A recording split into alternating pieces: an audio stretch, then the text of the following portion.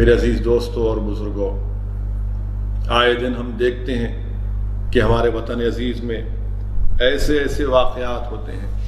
افسوس کے ساتھ مجھے کہنا پڑتا ہے کہ دلی میں جامعہ ملیہ یونیورسٹی کی ہماری ایک بچی کو، صفورہ زرگر کو، حاملہ ہے 4 مہینے کی، اس کو اریسٹ کر لیا گیا۔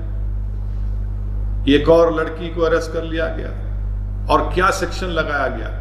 ان لافل ایکٹیویٹیز پریونشن ایکٹ کے سیکشن لگائے گئے۔ کیا جرم ہے ان کا؟ کیا جرم ہے کہ ایک حاملہ بچی کو جیل میں ڈال دیے؟ ہم پوچھنا چاہتے ہیں وزیر اعظم سے، ہوم منسٹر سے، کہ یہ کیا ہو رہا ہے؟ ایک حاملہ لڑکی کو گرفتار کرنا، اسٹوڈنٹس کو گرفتار کرنا، ان پر یو اے پی اے لگانا، اور یو اے پی اے کا کون سا سیکشن؟ سیکشن 13، 16، 17 اور 18 لگانا۔ یعنی اس کا پنشمنٹ کیا ہے سیکشن 16 اور 18 کا؟ کہ اس کا پنشمنٹ فار ٹیررسٹ ایکٹ ہے، یعنی سزا ہوگی ٹیررسٹ ایکٹ۔ یہ ٹیررزم کر رہے تھے لوگ۔ CAA کے خلاف، NPR، NRC کے خلاف آواز اٹھانا ہے ٹیررسٹ ایکشن ہے۔ عجیب بات ہے۔ اور پھر سیکشن 13 لگانا، ان لافل ایکٹیویٹی، احتجاج کرنا ان لافل ایکٹیویٹی کب سے ہو گیا؟ اور یو اے پی اے کا ایکٹ لگانا، اور یہ سیکشن 16 اور 18 کہاں سے آیا؟ میں ہمیشہ یو اے پی اے کے خلاف آواز اٹھاتا رہا ہوں۔ جب ہم یو پی اے کی تائید کر رہے تھے، اس وقت بھی اس کی مخالفت میں ووٹ دیا تھا۔ اب 2019 میں جب اس میں ترمیم کی گئی، اس وقت بھی ہم نے، اور امتیاز جلیل MP نے مخالفت کی۔ آپ اندازہ لگائیے کہ سیکشن 16 اور 18 کو کوٹا کے، اس میں کوٹا کا جو ایکٹ تھا اس میں ڈال دیا گیا۔ اور پھر آپ سوچئے کہ یہ یو اے پی اے کتنا ایک ظلم ہے، اتنا انکانسٹیٹیوشنل، اتنا گندا قسم کا قانون ہے کہ اس کا سیکشن 43D دیکھیے، بیل پروویژن کا، یہ ایگزیکٹ ریپلیکا ہے سیکشن 49 سب سیکشن 7 کوٹا کا۔ اور کیا کہتا ہے کہ اس میں بیل مل ہی نہیں سکتی آپ، امپاسبل ہے، امپاسبل ہے۔ کیوں امپاسبل ہے؟ کیونکہ یہ کہتا ہے کہ جب تک کورٹ پبلک پروسیکیوٹر کو نہ سن لے، مجسٹریٹ بیل نہیں دے گا۔ اور پھر چارج شیٹ کو دیکھنے کے بعد تو جو ایکیوزڈ ہے، یعنی صفورہ زرگر کو، جو 3 مہینے کی حاملہ ہے یہ بچی، اس کو اپنا انوسنس دکھانا پڑے گا بیل کے لیے، یعنی پہلے دکھانا پڑے گا۔ یہ تو ٹرائل میں ہوتا ہے، مگر اس کو اور دوسری جو لڑکی کو پکڑا گیا ہے اور دیگر لوگوں کو، ان کو بیل کی ہیئرنگ میں اپنا انوسنس دکھانا پڑے گا، یعنی ٹرائل شروع ہونے سے پہلے بیل ملنے کے لیے۔ یعنی یہ پریزمپشن آف انوسنس ہے ہی نہیں اس میں، اسی لیے گندا قانون یہ یو اے پی اے میں ان بچوں کو ڈالا گیا۔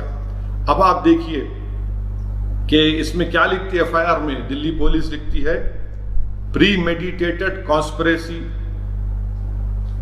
کون سی کانسپریسی؟ کہاں کی کانسپریسی ہے؟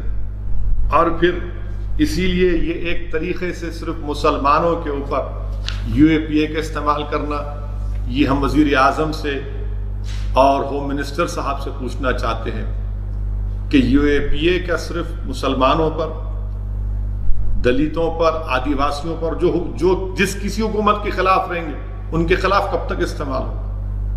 ہم وزیر اعظم سے پوچھنا چاہتے ہیں کہ ان لوگوں پر یو اے پی اے استعمال نہیں ہوگا۔ چلیے یو اے پی اے چھوڑ کے ان کو گرفتار بھی نہیں کریں گے، جنہوں نے کہا تھا کہ دیش کے غداروں کو گولی مارو، ان کو کچھ نہیں بولا جائے گا۔ اور 3 مہینے کی حاملہ بچی کو you a P a terrorist act لگا دیا گیا۔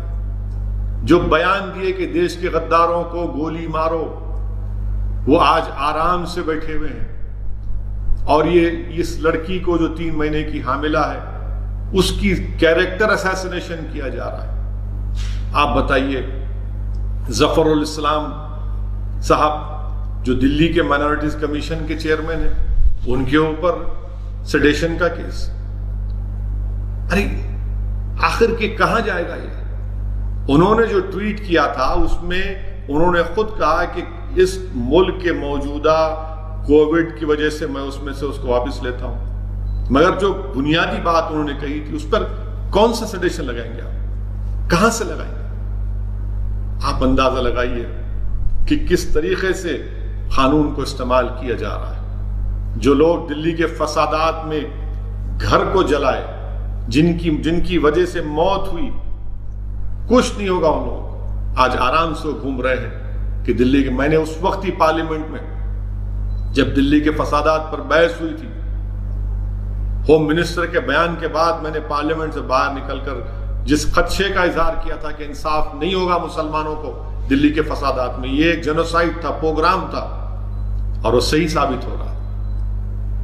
آج صفورہ زرگر کے اوپر، وہ بچی کے اوپر اس طرح کا یو اے پی اے کے سیکشنز کو استعمال کرنا، اس سے کیا انصاف ہونے والا ہے؟ کیا سی ڈبل اے کا پروٹیسٹ میں حصہ لینا، N P R N R C کے حصہ لینا، کوئی کون سا یہ یو اے پی اے لگا دیں گے آپ ان کے اوپر؟ افسوسناک بات ہے، بڑی افسوسناک بات ہے۔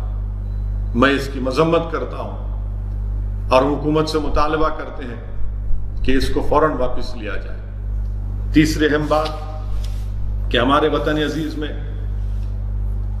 کووڈ وائرس کی وجہ سے لاک ڈاؤن چل رہا ہے، لاک ڈاؤن چل رہا ہے، مارچ میں شروع ہوا، اب لاک ڈاؤن چل رہا ہے۔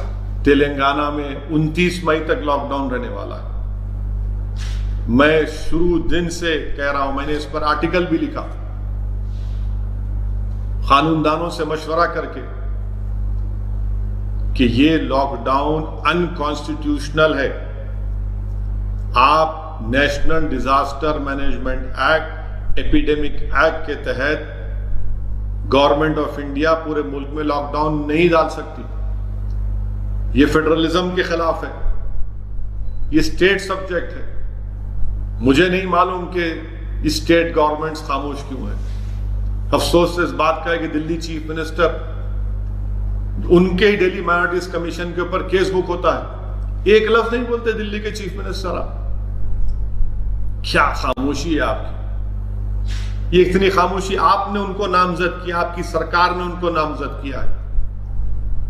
72 ایئر اولڈ ہے وہ آدمی، آپ بتائیے